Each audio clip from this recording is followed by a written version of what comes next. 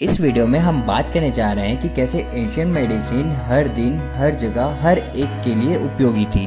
पुराने समय में जब कोई बीमार होता था तब उन्हें एंशियंट मेडिसिन जैसे कि हर्ब्स, एक्यूप्रेशर जैसे नो साइड इफेक्ट वाले ट्रेडिशनल मेथड से उन्हें क्योर किया जाता था। ये चिकित्सा पद्धति दुनिया में वर्षों से चली आ रही है। हम बात कर रहे हैं एक ऐसी पद्धति की जो ब्रह्मांड से भी पूर्व परम ब्रह्म ने जो उपदेश दिया ऐसे अनमोल वेद आयुर्वेद की है। आयुर्वेद आयु और वेद की संधि से मिलकर के बना है, जिसका अर्थ है जीवन का ज्ञान। आयुर्वेद जिसका उद्देश्य है स्वस्थ व्यक्ति के स्वास्थ्य की रक्षा करना और रोगी के विकार को दूर करना। चरक संहिता, सुश्रुत संहिता और अष्टांग हृदय ये आयुर्वेद के कुछ मूल आधार हैं। चरक संहिता में अनेक औषध गुण, पंचविध कषाय जैसे अनेक औषधियों का वर्णन मिलता है। वहीं सुश्रुत संहिता में शल्य अर्थात सर्जरी के बारे में विस्तार से वर्णन मिलता है। अष्टांग हृदय में वर्णित दिनचर्या, ऋतुचर्या, रोग रोगानुपादनी जैसे अध्यायों का वर्णन है, जो हमारे हेल्थी लाइफ स्पैन को बढ़ाने में काफ़ी मदद करता है। यहाँ रोगों की चिकित्सा 8 विभागों के तहत किया जाता है, जैसे काय चिकित्सा अर्थात जनरल मेडिसिन, बाल चिकित्सा यानी पीडियाट्रिक, गृह चिकित्सा यानी मानसिक विकार से संबंधित, ऊर्ध्वांग चिकित्सा अर्थात ENT, शल्य चिकित्सा यानी सर्जरी, दृष्टा चिकित्सा यानी टॉक्सिकोलॉजी, जरा चिकित्सा यानी रेजुविनेशन, ब्रिज चिकित्सा यानी एफ्रोडिसियक्स।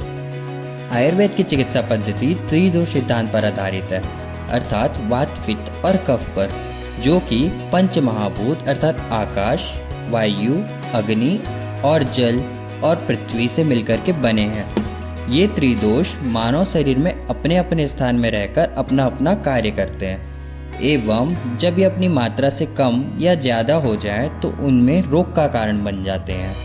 इन रोगों का इलाज आयुर्वेद पद्धति में संशोधन एवं समन चिकित्सा द्वारा किया जाता है। आयुर्वेद में औषध मेडिसिन के 2 भेद बताए गए हैं, द्रव्य भेद और अद्रव्य भेद। द्रव्य भेद के अंतर्गत औषध, धातु या प्राकृतिक जड़ी बूटियों से ट्रीटमेंट किया जाता था। वहीं अद्रव्य में किसी ड्रग्स का उपयोग न करते हुए उसमें उपवास, टहलना, व्यायाम, योग, सोना, जागना इन सब को चिकित्सा की तरह उपयोग किया जाता था। आयुर्वेद का इस्तेमाल हर कोई हर दिन हर मौसम में कर सकता है। आपकी चाहे उम्र जो भी हो, आप किसी भी प्रकृति के हो, आप हर दिन आयुर्वेद का इस्तेमाल कर सकते हैं। आप किसी भी देश में, चाहे वो जंगल प्रदेश हो अर्थात डेजर्टेड एरिया हो या आनुप या ट्रॉपिकल प्रदेश हो या कोई साधारण जैसे कि साधारण ही सामान्य प्रदेश में रहने वाले हो, आप आयुर्वेद का इस्तेमाल हर दिन कर सकते हैं। आयुर्वेद में यह भी कहा गया है कि जो जिस स्थान में रहता है उसे उसी स्थान की औषधि सबसे श्रेष्ठ होती है। बस आपको ऋतु अनुसार अपनी दिनचर्या अर्थात डेली रूटीन, भोजन आदि का पालन आयुर्वेद अनुसार करना है।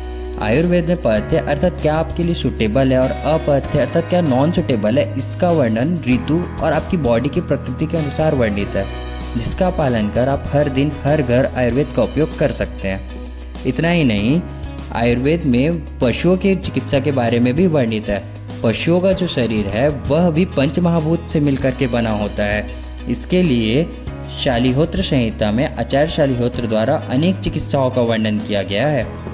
महाभारत काल से ही आयुर्वेद चिकित्सा पद्धति का उपयोग पशुओं को ठीक करने में भी किया जाता है। आधुनिक युग में भी आयुर्वेद अपनी महत्ता पशुओं की चिकित्सा में बनाया हुआ है, जैसे कि अश्वगंधा, आंवला आदि पशुओं के लिए काफ़ी अच्छे रिजल्ट्स देते हैं। यहाँ तक कि शतावर से दुग्ध वृद्धि भी देखी गई है। वृक्षों के लिए भी आयुर्वेद बहुत उपयोगी है। उसमें पौधों की वृद्धि, वृक्षारोपण कब करना है, कब आपको बीज लगाना है, कितना पानी देना है, इन सभी का वर्णन आयुर्वेद में प्राप्त होता है। वृक्ष की वृद्धि के लिए कौन सी औषधि श्रेष्ठ है, किस ऋतु में कैसी खाद का उपयोग करना है, इन सभी का वर्णन आयुर्वेद में दिया गया है। इस प्रकार आयुर्वेद हर दिन हर एक के लिए खुद को लाभदायक सिद्ध करता हुआ उपयोगी साबित हुआ है। आप सब भी हर दिन हर एक के लिए आयुर्वेद का इस्तेमाल करें और स्वस्थ रहिए, स्वस्थ बनाइए, हर दिन हर एक के लिए आयुर्वेद अपनाइए। धन्यवाद।